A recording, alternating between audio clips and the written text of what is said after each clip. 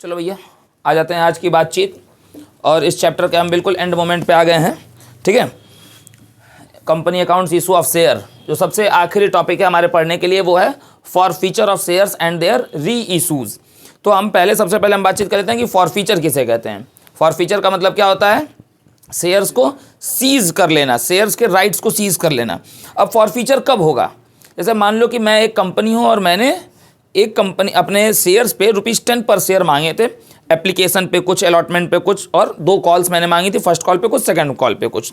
ठीक है, for example application पे मैंने मांगा था ₹3, अलॉटमेंट पे ₹3, फर्स्ट कॉल पे ₹2 और फाइनल कॉल पे ₹2।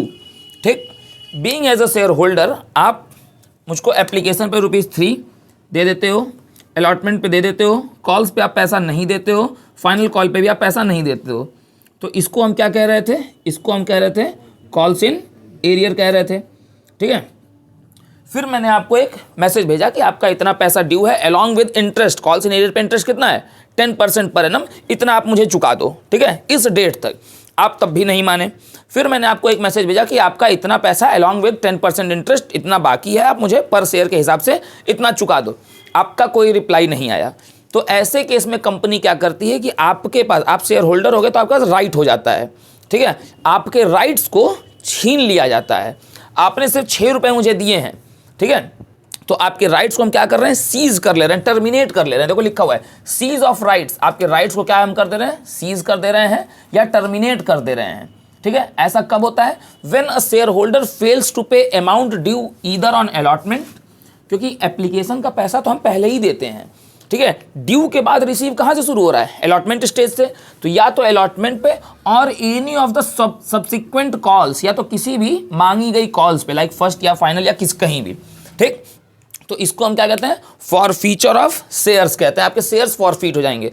तो अच्छा, एक सवाल है कि आपने जो ₹6 दिए थे, क्या अब ये आपको वापस होगा? मतलब आपका मालिकाना हक तो आपसे छीन ही लिया गया। अब आप कंपनी के, मेरे कंपनी के आप शेयर होल्डर नहीं हो, अब आप किसी चीज़ पे क्लेम नहीं कर सकते। तो सर व्हाट अबाउट दैट ₹6? वो ₹6 क्या हुए जो मैंने आपको दिए थे? मैंने कहा वो भी गए, वो भी आपके डूब गए। ठीक है, वो कंपनी अपने पास रख लेगी, वो आपको देगी नहीं। वो कंपनी का क्या हो गया? फायदा हो गया। ये कौन सा प्रॉफिट है? कैपिटल प्रॉफिट है। इससे कौन सा रिजर्व बनेगा? कैपिटल रिजर्व बनेगा। ठीक, तो अच्छा, अब आपको फॉर फीचर, तो मैं आपका कॉल्स इन एरियर है, मैं आपसे 2 बार 3 बार आपसे मांग चुका पैसा, आप दे नहीं रहे हो। ठीक है, तो मैं आपको मतलब बिना बताए आपके राइट्स को सीज कर लूँ, जब्त कर लूँ, टर्मिनेट कर दूँ? नहीं सर, टेबल F शेड्यूल 1 में लिखा हुआ है कि मिनिमम आपको कितने दिन पहले का नोटिस पीरियड देना पड़ता है। 1 नंबर में ये क्वेश्चन जरूर आएंगे। मिनिमम नोटिस पीरियड कितने दिन पहले का होना है? फॉर फीचर के पहले 14 days prior to forfeiture. Forfeiture करने से पहले कम से कम कितने दिन पहले का आपको नोटिस दे देना है? 14 डेज का। मैंने आपको नोटिस दे दिया कि सर आफ्टर दैट डेट, आज से 14 दिन बाद अगर आप इसका पैसा अलॉन्ग विद इंटरेस्ट 10% नहीं दोगे तो आपके शेयर्स अपने आप क्या हो जाएंगे? फॉरफीट हो जाएंगे। ठीक है, और उसके बाद अगर आप 15वें दिन पैसा दे रहे हो तो उसका कोई रिलेवेंस मेरे लिए अब नहीं रहेगा। बात खत्म हो चुकी है, रिश्ता खत्म। तो इसके बाद क्या होता है कि आपका जो नाम है वो बुक्स ऑफ कंपनी की, जो बुक्स ऑफ अकाउंट्स है, जहाँ पे आपका नाम being as a share holder लिखा गया था, मिस्टर फलाना, ठीक है, मिस फलाना, मिसेस फलाना, ठीक है, वो हटा दिया जाएगा। ठीक है, terminate name of share holder from companies books of accounts. ठीक है, तो ये तो मीनिंग की बात होगी। अब आगे क्या बातचीत करनी है? इसका अकाउंटिंग ट्रीटमेंट क्या होना है। तो शेयर कितने तरह से इशू होते हैं भैया? 2, पार पे और प्रीमियम पे। प्रीमियम में 2 केस है। पहले हम पार की एंट्री पढ़ेंगे, फिर प्रीमियम। अब प्रीमियम में 2 केस हो सकता है सर। कौन कौन सा? एक, प्रीमियम का पैसा आपने दे दिया हो फिर आपका फॉरफीट हो, तो क्या ट्रीटमेंट है? या आपने प्रीमियम का भी पैसा ना दिया हो तो क्या ट्रीटमेंट है? ठीक है, तो टोटल हमको फॉरफीचर के 3 केसेस देखने हैं, एक पार और प्रीमियम के 2। ठीक है, जिसमें when amount of premium is already received तब फॉरफीट हो रहा हो तो क्या एंट्री बनेगी, या when amount of premium is not received तब क्या एंट्री बनेगी। ठीक है, और फॉर फीचर के बाद अगला फिर हम फेज क्या पढ़ेंगे, जो आज ही हम खत्म कर लेंगे। क्या चीज़ होगा? वो री इशू ऑफ शेयर्स। ठीक है, इसको नोट करो, उसके बाद हम बातचीत करते हैं अकाउंटिंग ट्रीटमेंट की। देखो भैया, अकाउंटिंग ट्रीटमेंट फॉर फीचर का क्या है? When shares are issued at par, जब शेयर्स पार पे इशू हों तो एंट्री आपकी क्या बननी है? शेयर कैपिटल जो है वो डेबिट हो जाना है। किस अमाउंट से शेयर कैपिटल आपका डेबिट होना है? कॉल्ड अप वैल्यू से, यानी कि जितनी वैल्यू, देखो फुल वैल्यू से नहीं होना है, शेयर कैपिटल डेबिट उस वैल्यू से होना है जितनी वैल्यू तक अभी तक मांगी गई थी, ठीक है। उस शेयर पे अभी तक जितनी वैल्यू मांगी गई थी और वो नहीं दे पाया, उतनी वैल्यू तक ही कंसीडर होगा, यानी कि कॉल्ड अप वैल्यू। ये बात दिमाग में एकदम रखोगे, ये सबसे जरूरी चीज है, कॉल्ड अप वैल्यू, ठीक। 2 शेयर अलॉटमेंट या 2 शेयर फर्स्ट कॉल या 2 शेयर फाइनल कॉल, ठीक है। ये वो चीजें हैं, ये जो ऊपर की ये 2 चीजें हैं, 2 शेयर अलॉटमेंट या 2 शेयर कॉल्स, इसमें आप क्या लिखते हैं, इसमें आप उन चीजों को लिखते हैं जो पैसे आपको नहीं मिले हैं। जैसे आपसे कंपनी ने पैसा मांगा, एप्लीकेशन पे मांगा, अलॉटमेंट पे मांगा, फर्स्ट कॉल पे मांगा, सेकंड कॉल पे मांगा, ठीक है। आपने एप्लीकेशन का पैसा दिया, अलॉटमेंट का दिया, फर्स्ट कॉल नहीं दिया, सेकंड कॉल नहीं दिया, तो जो आप नहीं दिए रहते हैं उसका नाम स्पेसिफिकली लिखा जाता है। जैसे आपने कॉल्स नहीं दिए तो यहाँ पे लिखोगे 2 share first call, 2 share final call. आपने अलॉटमेंट और दोनों कॉल्स नहीं दी हैं तो लिखा जाएगा 2 share allotment, 2 share first call, 2 share final call, ठीक है। ये तो जो आप नहीं दिए रहते हो उसका अमाउंट के साथ multiplied by number of shares के साथ उसको आप स्पेसिफिकली आप उसका नाम लिखते हो। अलॉटमेंट, कॉल्स, फलाना ढिकाना, ये सब आप लिखते हो। और आप 2 कॉल्स इन एरियर अकाउंट भी खोल सकते हैं, मगर ये तब कॉल्स इन एरियर सिर्फ तभी खुलता है ये अकाउंट जब आप मतलब कॉल्स इन एरियर को आप क्रेडिट तभी करते हो, ठीक। आपको मान लो कि आपने अलॉटमेंट नहीं लिखना, आपने कॉल्स नहीं लिखना, आपने क्या लिख देना है, सिर्फ डायरेक्ट उठा के कॉल्स इन एरियर। ये सिर्फ और सिर्फ आप तभी लिख सकते हैं जब आपने क्वेश्चन में calls in arrear account open किया हो। अगर ओपन नहीं किया है तो आप उनका नाम स्पेसिफिकली लिखोगे। और अगर क्वेश्चन में कॉल्स इन एरियर अकाउंट खोला है, कल हमने यही पढ़ा था, अगर आपने calls in arrear account open किया हुआ है तो आपको क्रेडिट क्या करना पड़ेगा, कॉल्स इन एरियर अकाउंट को ही क्या करना पड़ेगा, क्रेडिट।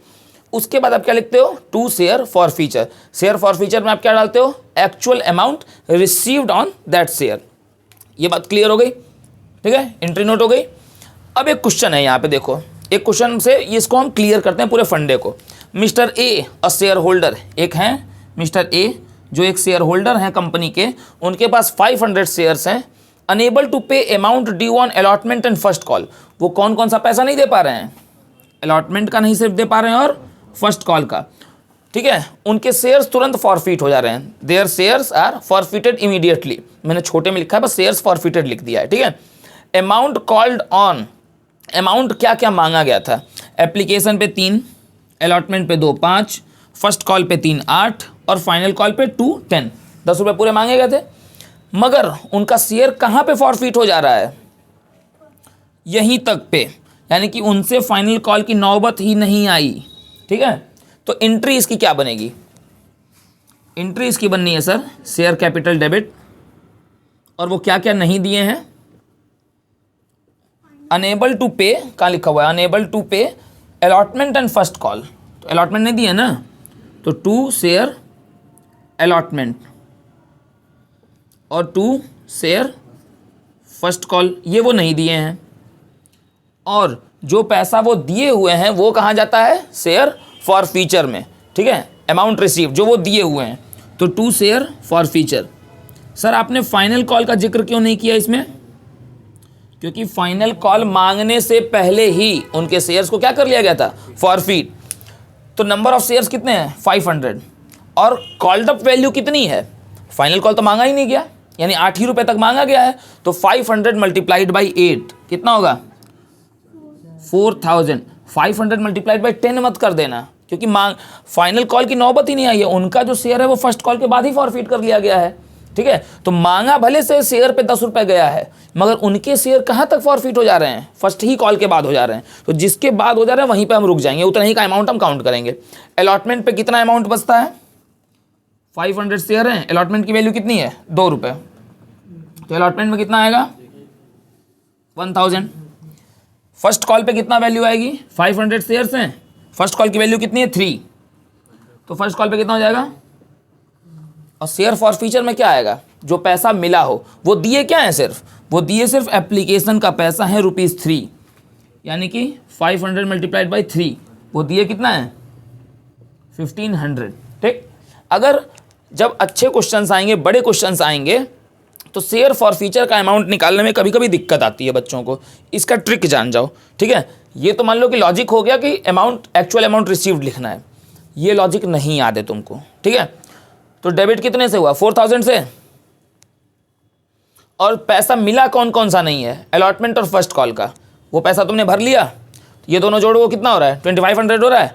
4000 में से 2500 माइनस करो, कितना आएगा, तो भी तुम कर दोगे ना, तो भी गलत नहीं होना है, क्योंकि एक्चुअल भी 1500 मिल रहा है। और अगर तुम इस ट्रिक से निकाल लोगे, भाई दोनों तरह का तुमको मैंने सॉल्यूशन दे दिया, जो जिसको कॉन्सेप्ट से निकालना है वो कॉन्सेप्ट से निकाले, जिसको ट्रिक से निकालना है वो डेबिट और क्रेडिट को माइनस करके तो निकाल ले। दोनों ही केसेस में कभी भी गलत नहीं होना है। क्लियर हो गया। शेयर इशूड एट पार वाला खेल हो गया। अब हम बातचीत करेंगे प्रीमियम की।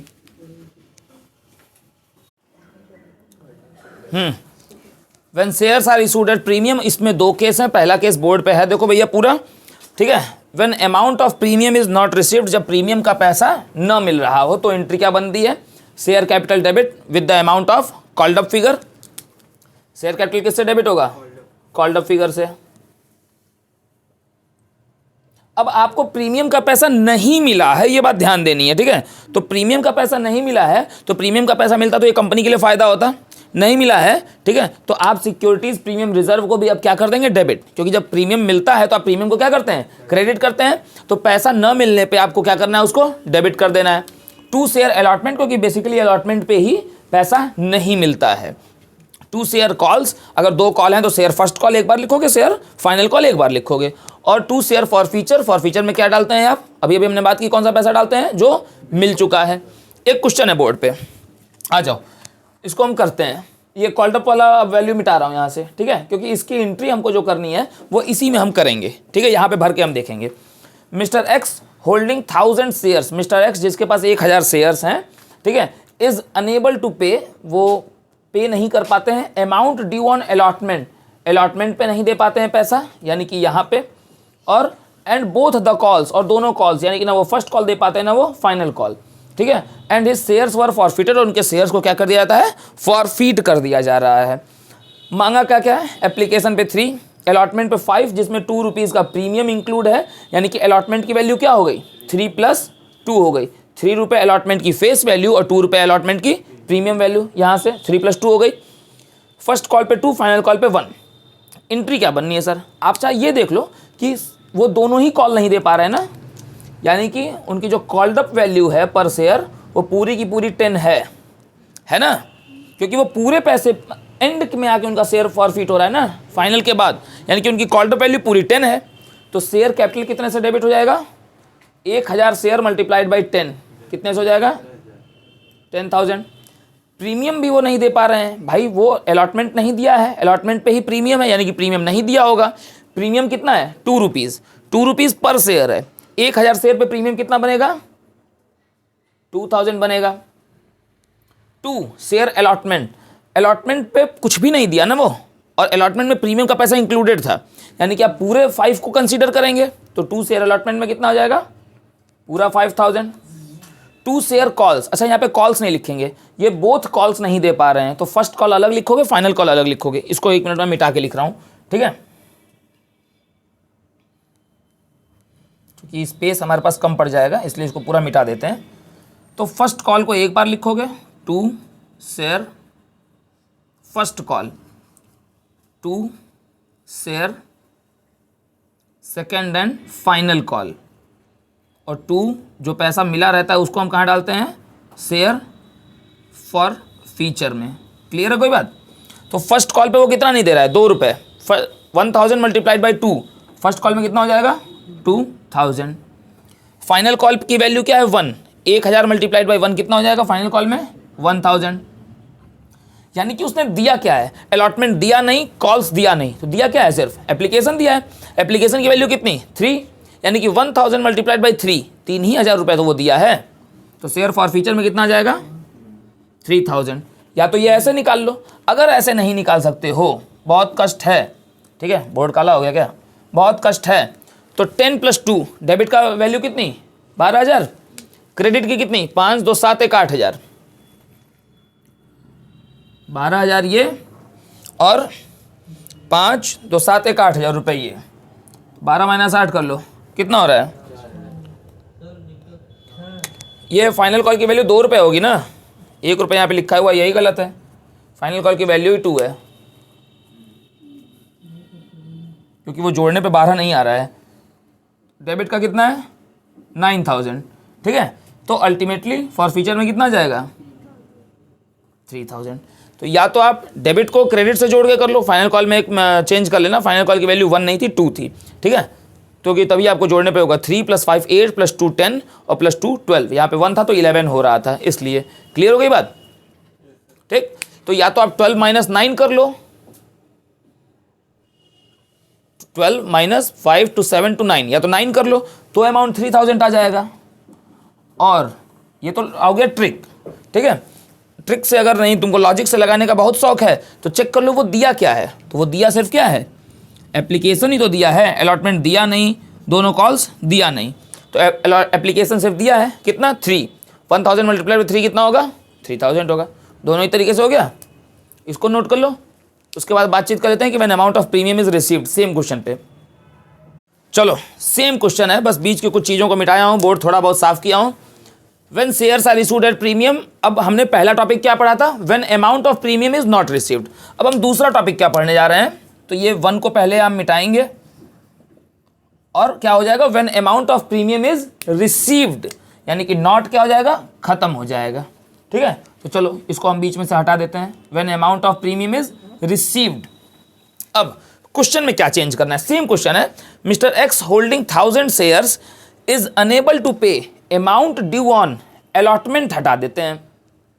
अलॉटमेंट अगर मैं हटा दूंगा तो प्रीमियम का पैसा मिल गया ना।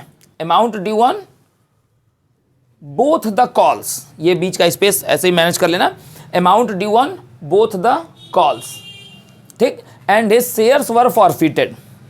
अब सर इसकी एंट्री क्या बनेगी, अलॉटमेंट का पैसा वो दे चुके हैं, अलॉटमेंट का पैसा दे चुके हैं, इसका मतलब प्रीमियम का पैसा दे चुके हैं, प्रीमियम का पैसा दे चुके हैं, तो एंट्री क्या बननी है boss, share capital debit. Entry क्या बननी है, शेयर कैपिटल डेबिट होगी। नंबर ऑफ शेयर्स कितने हैं 1000, पर शेयर कॉल्ड अप वैल्यू कितनी है 10, तो शेयर कैपिटल कितने से डेबिट होगा 10000 से।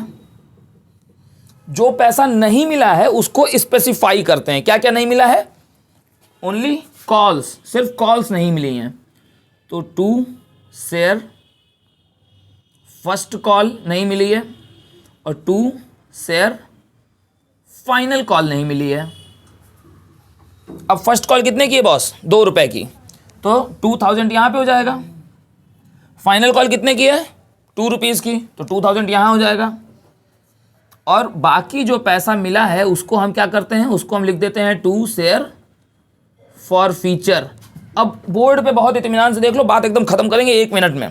देखो पैसा मिला कितना है, 1000 शेयर्स पे आपको एप्लीकेशन का 3 रुपये मिला है, प्लस अलॉटमेंट का 5 रुपये मिला है, तो 1000 × 8 आपको मिला कितना है 8000। यानी कि शेयर फॉर फीचर में आपको कितना डालना चाहिए 8000 डालना चाहिए, मगर बॉस जैसे ही 8000 डालोगे गलत, ठीक, ठीक है। क्यों, क्योंकि प्रीमियम के अमाउंट को, अब ध्यान से सुन लो मेरी बात, ये ओरली बात बस बोलूंगा, जब प्रीमियम का पैसा मिल चुका होता है तो प्रीमियम के अमाउंट को उस पूरे फॉरफीचर की एंट्री में क्या कर देते हैं सर, इग्नोर कर देते हैं, ठीक है। ठीक वैसे इग्नोर करते हैं कैसे, जैसे तुमको लड़कियां इग्नोर करती हैं, तुम सबको, ठीक है। अरे बहुत अच्छी बात है, तो तुम पढ़ाई पे ध्यान दो, ठीक है, लड़कियों में ध्यान मत दो। तो 2 शेयर फॉर फीचर, प्रीमियम का पैसा इग्नोर कर देना है। अब प्रीमियम इस पैसे में कितना है, इस 5 में 2 रुपीज़ है, यानी कि इस 5 की जगह हमको क्या लिख लेना है 3 लिख लेना है, प्रीमियम को हमको इग्नोर कर देना है, ठीक है। तो ये क्या हो जाएगा 6000 हो जाएगा, तो यहाँ क्या हम लिख लेंगे 8 की जगह 6। एक्चुअल रिसीविंग तो 8000 की हुई है, मगर 2000 को क्या कर देना है इग्नोर कर देना है। अब ध्यान से देखो यहाँ पे, ये तो एक बात हो गई, 1 मिनट इधर देख लो, ये तो एक बात हो गई, ठीक है। ट्रिक पे आ जाते हैं। अगर मैं यहाँ पे मुझे समझ में नहीं आ रहा है कि 8 लिखें कि सर 6 लिखें कि XYZ क्या लिखें, पुराना रूल, ठीक है। हम लोगों को तो जुगाड़, भाई भारत जुगाड़ का देश है, अपना है जुगाड़ी आदमी। 10,000 में से 4,000 माइनस कर दो, कितना आएगा। अरे फिर कोई लॉजिक मत लगाओ ना कि ये 6,000 कहाँ से आया, कैसे आया, क्यों आया, अरे अमाउंट आ गया, बात खत्म, ठीक। लॉजिक भी मैंने बता दिया, ट्रिक भी बता दिया, जो बच्चा जैसे कंफर्ट फील करे, ठीक है। आप एसी में सफ़र कर सकते हैं कि जनरल में कर सकते हैं, ठीक है, या बिना टिकट सफ़र कर सकते हैं, ठीक है। सारे ट्रिक मैंने आपको बता दिए हैं, इत्मीनान से देख लो। अब अपने पास क्या बाकी है, हम क्या पढ़ेंगे, री इशू पढ़ेंगे। री इशू का अमाउंट ट्रांसफर करना कैपिटल रिजर्व में पढ़ेंगे और ये चैप्टर हो जाएगा खत्म। क्लियर? चलो इसको नोट कर लो, आगे बढ़ेंगे फिर। चलो आगे जाओ, आगे बातचीत कर लेते हैं री इशू ऑफ फॉरफिटेड शेयर्स पे। इसलिए कंटेंट पहले मैंने सारा लिख दिया हुआ है यहाँ पे, ठीक है। तो फॉरफिटेड शेयर्स को आप क्या कर सकते हैं, एज पर द डायरेक्टर्स, ठीक है, डायरेक्टर के हिसाब से, ठीक। आप जो भी आर्टिकल ऑफ एसोसिएशन में जिस भी तरह का आपका क्लॉज लिखा हुआ होगा, तो आप फॉरफिटेड शेयर्स को क्या कर सकते हैं, दोबारा री इशू कर सकते हैं, ठीक। फॉरफिटेड शेयर्स क्या होते हैं?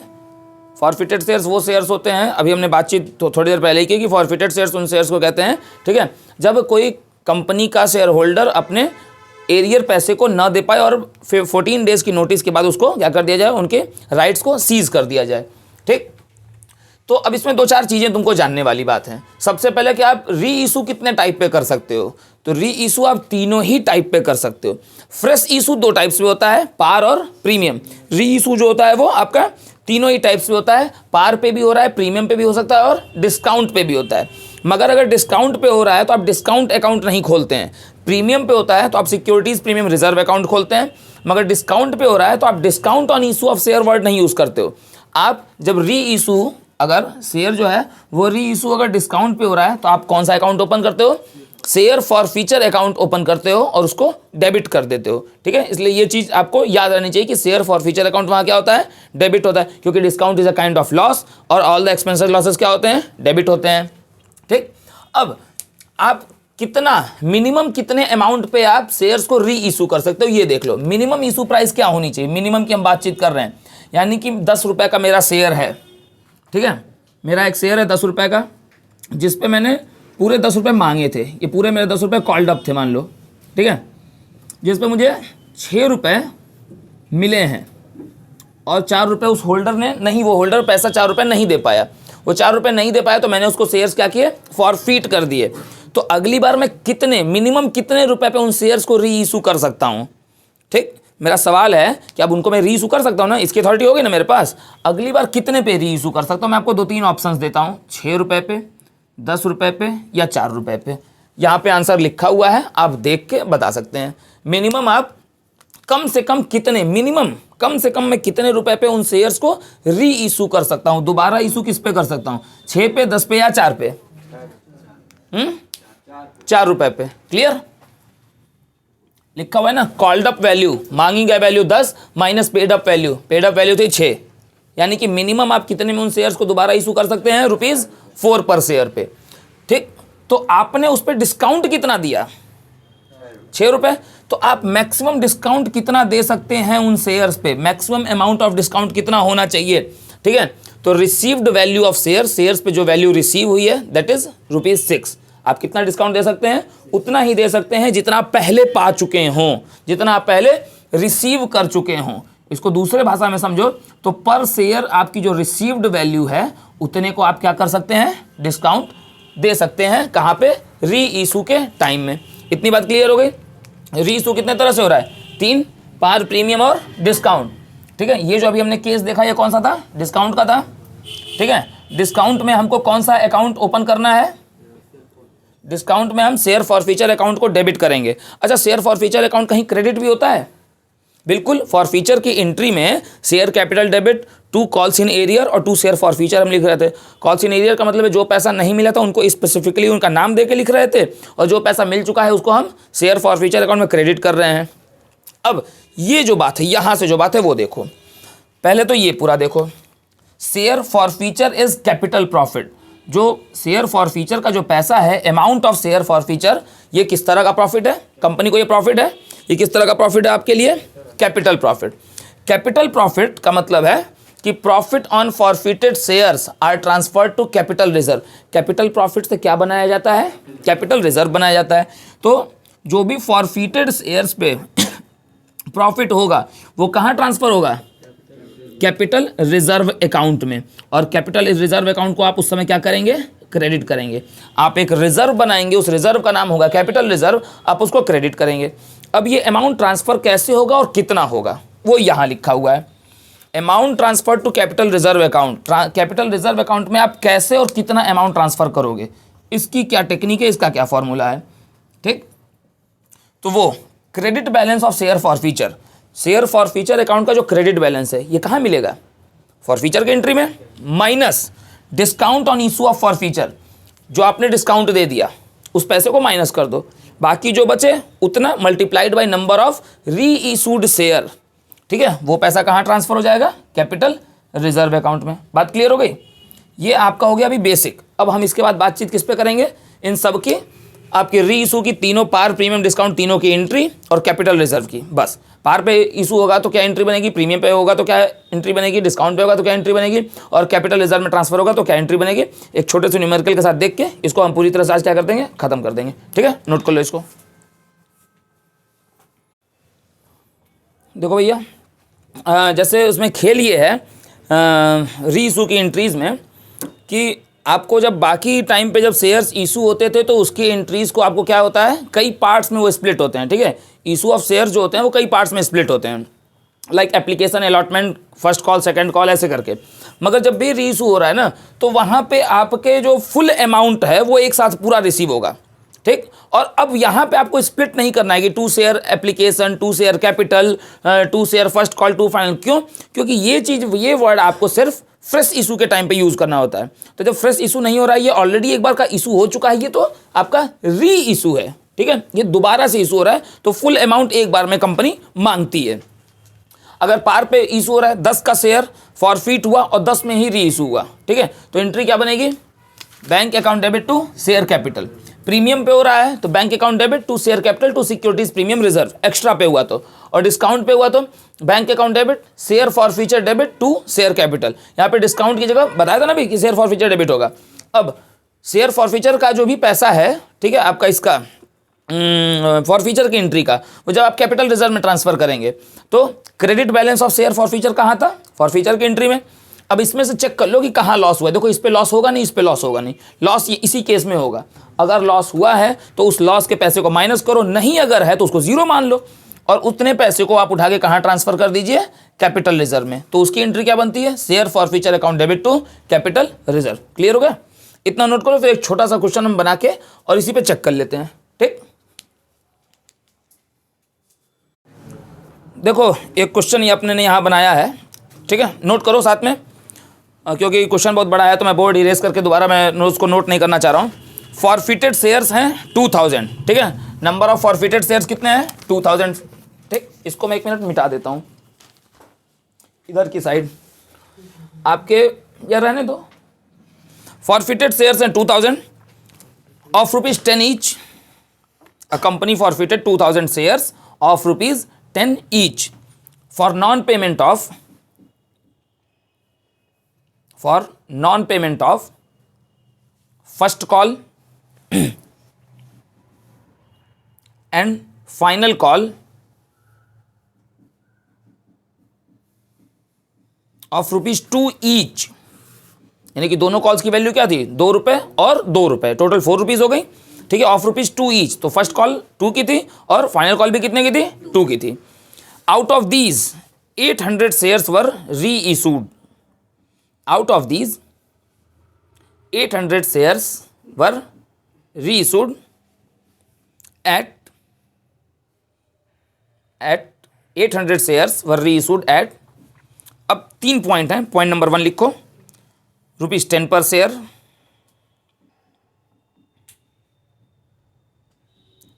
सेकेंड पॉइंट लिखो ₹12 पर शेयर। अच्छा, 10 का 10 में इशू हुआ तो पार पे हो गया, 10 का 12 में हुआ तो प्रीमियम पे हो गया, ₹2 प्रीमियम, एंड ₹7 पर शेयर। थर्ड लिखो, थर्ड पॉइंट ₹7 पर शेयर, ये डिस्काउंट हो गया। एज फुल्ली पेड अप, तीनों ही फुल्ली पेड अप है, 10 पे भी फुल्ली पेड अप है, 12 पे भी फुल्ली पेड अप है, और आपका 7 पे भी फुल्ली पेड अप है। क्लियर हो गई बात। अब सबसे पहले हम फॉर फीचर की एंट्री जरा बना लें, क्योंकि तभी अपने को मालूम पड़ेगा कि कैपिटल रिजर्व में कितना ट्रांसफर करना है। अब अपने पास इधर थोड़ी जगह कम है तो हम यहाँ पे बनाते हैं फॉर फीचर की एंट्री, छोटे से में बनाते हैं। ठीक, तुम लोगों की विजिबिलिटी क्लियर है ना। तो फॉर फीचर की एंट्री क्या बननी है, शेयर कैपिटल डेबिट टू, क्या क्या नहीं मिला है, शेयर फर्स्ट कॉल नहीं मिली है, और क्या नहीं मिला है, शेयर फाइनल कॉल नहीं मिली है, और बाकी मिला हुआ है तो बाकियों क्या लिख लोगे आप, शेयर फॉर फ्यूचर लिख लोगे। Clear, share for future credit हो गया। शेयर, कितने शेयर्स फॉरफिट हो रहे हैं, 2000, तो 2000 शेयर्स फॉरफिट हो रहे हैं, तो 2000 मल्टीप्लाइड बाई शेयर्स की वैल्यू 10 थी ना, तो शेयर कैपिटल डेबिट हो जाएगी आपकी 20,000 से। फर्स्ट कॉल कितनी नहीं मिली है, फर्स्ट कॉल कितने से, ₹2 से है, तो 2000 shares multiplied by ₹2, first call कितना हो जाएगा 4000, फाइनल कॉल भी कितनी हो जाएगी 4000, और बाकी पैसा मिला है तो 20 - 8 कर लो, फॉर फ्यूचर की एंट्री हो गई। अब री इशू करना है। अच्छा, री इशू के अब खेल को समझो, री इशू कितना हो रहा है, 800 शेयर्स हो रहा है ना, इसको पकड़ लो, 800 शेयर्स हो रहे हैं, तो 800 शेयर्स अगर 10 पे हो रहे हैं तो एंट्री क्या बन जानी है आपकी, बैंक अकाउंट डेबिट टू, ये एंट्री तो तीनों में कॉमन बनेगी, 3 केस हमने लिखे हैं, तीनों केस में फॉर फ्यूचर की ये जो एंट्री है ये तीनों में कॉमन बनेगी। ठीक, अब अगर 10 का शेयर पूरे 10 पे इशू हो रहा है तो पार पे हो रहा है, तो 800 मल्टीप्लाइड बाई 10 कितना हो जाएगा 8000। अगर प्रीमियम पे हो रहा है तो कितने में इशू हो रहा है 12, 800 शेयर्स, तो कितना हो जाएगा अमाउंट 9600, जिसमें 10 रुपीज उसकी फेस वैल्यू है, पार वैल्यू है, फुल वैल्यू है, पेड अप वैल्यू है, तो शेयर कैपिटल में चला जाएगा 8000, और ₹2 पर शेयर प्रीमियम है, तो 800 शेयर मल्टीप्लाइड बाई ₹2 कितना हो जाएगा। डिस्काउंट अगर जो ₹7 में हो रहा है, जैसे ये एट पार वाला 10 में हुआ है, प्रीमियम वाला 12 में हुआ है, और डिस्काउंट वाला 7 में हुआ है, तो आप रिसीव कितना किए हो, 800 मल्टीप्लाइड बाई 7, 7 रुपये रिसीव किए हो ना, तो 800 मल्टीप्लाइड बाई 7 कितना हो रहा है 5600, 5600 पर शेयर। एक्चुअल वैल्यू कितनी थी 10, तो शेयर कैपिटल में कितना चला जाएगा 8000, और आपको डिस्काउंट कितने का हो रहा है ₹3 पर शेयर का हो रहा है, तो 800 मल्टीप्लाइड बाई 3। ठीक, तो एक ये एंट्री सब में कॉमन बनेगी, अगर पार पे है तो रीइशू की ये एंट्री, प्रीमियम पे है तो ये एंट्री, और डिस्काउंट पे है तो ये एंट्री। इतना मामला क्लियर हो गया। अब फॉर फ्यूचर जो कैपिटल रिजर्व में जो अमाउंट ट्रांसफर करना है उसका क्या क्या फिगर आएगा। केस नंबर 1, तो 12,000 रुपये, इसको थोड़ा सा अलग करते हैं, पहले यहाँ पे एक वर्किंग नोट छोटा सा बनाते हैं। 12,000 रुपये आपके कितने शेयर्स पे फ़ायदा है, 2000 पे। 12,000 जो है फ़ायदा वो आपका कितने पे है, 2000 शेयर्स पे है ना, ₹12,000 का जो प्रॉफिट है वो 2000 पे है, तो 800 पे कितना फ़ायदा होगा। ठीक है, आप पर शेयर फ़ायदा निकाल लो, पहले आप पर शेयर प्रॉफिट निकाल लो, तो 12,000 रुपीज़ का प्रॉफिट जो है वो 2000 पे है, तो आपका पर शेयर प्रॉफिट कितना होगा, पर शेयर प्रॉफिट कितना हो गया ₹6 हो गया।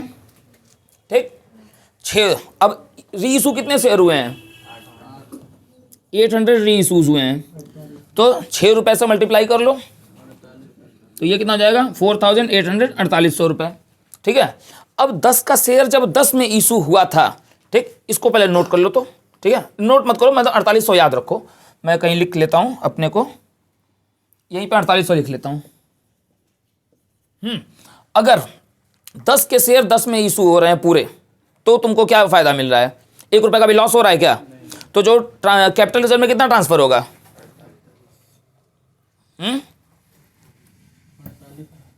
पूरा 4800 होगा, यानी कि केस 1 में कितना ट्रांसफर होगा हमारा, पूरा 4800। ठीक, केस 2 में आप कोई लॉस पे इशू कर रहे हो, तो केस 2 में भी कितना ट्रांसफर होगा, 4800 ही होगा। और केस 3 में आपको प्रॉफिट हुआ है 4800 का और नुकसान हुआ है 2400 का, 800 शेयर पे 2400 का नुकसान हुआ है ना, तो केस 3 में कितना ट्रांसफर होगा, यानी कि ये जो एंट्री बनेगी केस 1 में एंट्री बनेगी share forfeiture debit to capital reserve 4800, case 2 में एंट्री बनेगी share forfeiture debit to capital reserve 4800, और केस 3 में एंट्री बनेगी share forfeiture debit to capital reserve 2400। ठीक है, मैंने तीनों केसेस का अमाउंट, बस देखो एंट्री तो तीनों में एक ही बनेगी, खेल किसका बदलेगा, अमाउंट का। तीनों के अमाउंट समझ में आ गए। केस 1 में एंट्री बनेगी 4800, केस 1, केस 2, केस 3, 1, 2 और 3। ठीक, अल्टीमेटली आपको एंट्री तो बहुत इजी है, एंट्री तो याद हो जानी है, समस्या कहाँ नहीं है अमाउंट में। अमाउंट अगर देखो कितने अमाउंट्स को ख्याल रखना है, बोर्ड्स में अलॉटमेंट के रिसीविंग का अमाउंट, ध्यान से सुन लो, bank account debit to share allotment जो एक्चुअल रिसीव किया उसका, ठीक, कितना रिफंड किए थे रिसीविंग के टाइम एप्लीकेशन उसका, फॉर फीचर का एक्चुअल, फॉर फीचर की एंट्री और शेयर फॉर फीचर अकाउंट में कितना ट्रांसफर हुआ है इसका पैसा, और फिर रीइशू की एंट्री का एक ख्याल रखा जाता है विद अमाउंट। उसमें रीइशू में तो कुछ भी जो भी केस है उसके साथ अमाउंट का भी पूरा ख्याल रखा जाता है, वो चेक किया जाता है। और तीसरा जो सबसे चौथा जो सबसे मेजर है वो है फॉर फीचर का पैसा कैपिटल रिजर्व में कितना ट्रांसफर किए हो, वो एक्चुअल अमाउंट। अब जैसे केस 1 और केस 2 में 4800 होना था और तुमने यहाँ पे 4600 लिख दिया या पूरा का पूरा 12000 लिख दिया, क्योंकि तुम्हें लगा कि यार पूरा 12000 फायदा था, नुकसान 1 रुपये नहीं हुआ है, तो पूरा 12000 डाल दो। भैया 12000 फायदा 2000 शेयर पे था, तो 800 शेयर पे कितना निकलेगा, 4800। जितने री इशू हुए उतना ही तो जाएगा ना।